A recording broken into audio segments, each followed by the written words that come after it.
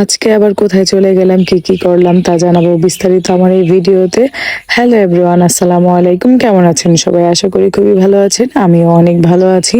So আমি আর আমার বোন আজকে চলে গেছিলাম কলাতিয়া বাজারে।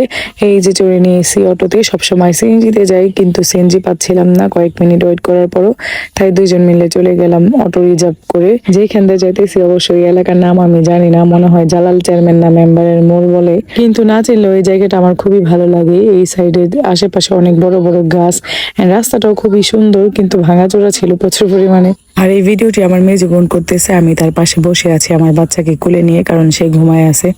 অটো রিক্সায় উঠছি এর জন্য প্রচুর পরিমাণে ঝাঁকি লাগতেছিল, এই জন্য আমি অটো রিক্সা একেবারেই পছন্দ করি না।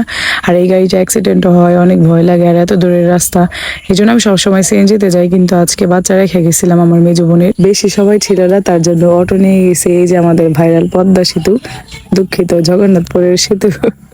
এই ব্রিজের পাশে আর একটা স্টিলের পুরোনো ব্রিজ আছে, আগে স্টিলের ব্রিজ ছিল, এখন এটা বড় করে দিছে।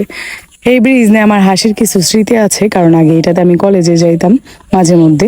এই ব্রিজের উপর দিয়ে গেলে কেমন জানি শব্দ হইতো ভূমিকম্পের মতো, আর আমি ভাবতাম হয়তো বা গাড়ি নিয়ে পড়ে যাবো নিচে, প্রচুর পরিমাণে ভয়ে থাকতাম। ব্রিজ হওয়ার পরে মনে হয় দুই একবার গেছি, তাছাড়া আর যাইনি। এখানে নাকি বিকেল বেলায় সবাই ঘুরতে যায়, আমি অবশ্য ব্লগ ভিডিওতে দেখছি অনেকের, আমি অবশ্য যাইনি, চাইছিলাম ঘুরতে যাওয়ার জন্য কিন্তু বাচ্চাদের নিয়ে বের হওয়া হয় না এত দূরে।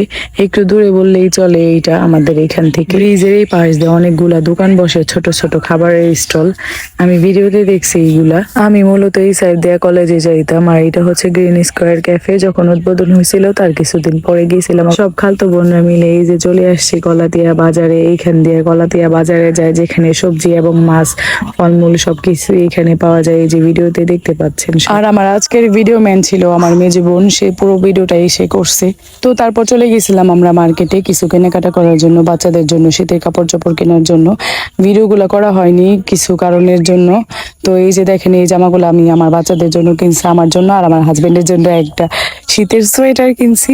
আমার বাচ্চার জামাগুলো কেমন হয়েছে অবশ্যই কমেন্ট করে জানাবেন, আর কারা কারা শীতের জন্য শপিং করছেন অবশ্যই কমেন্ট করে জানাবেন।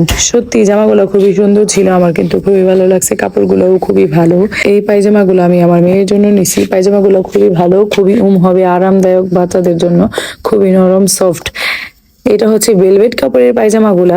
এইখানে অনেক ধরনের কাপড় আছে, অবশ্য আমি বলতে পারতেছি না নামগুলা। কাপড়গুলা কার কাছে কেমন লাগছে জানি না, কিন্তু আমার কাছে খুবই ভালো লাগছে, আমি নিজে পছন্দ করে কিনছি। রাতের বেলায় হঠাৎ চাপড়ি খেতে ইচ্ছে করলো, তাই জাল ব্লেন্ডার করে নিলাম, আর আমার মায়ের শোকেসটা একটু হালকা পাতলা সাজাই দিলাম।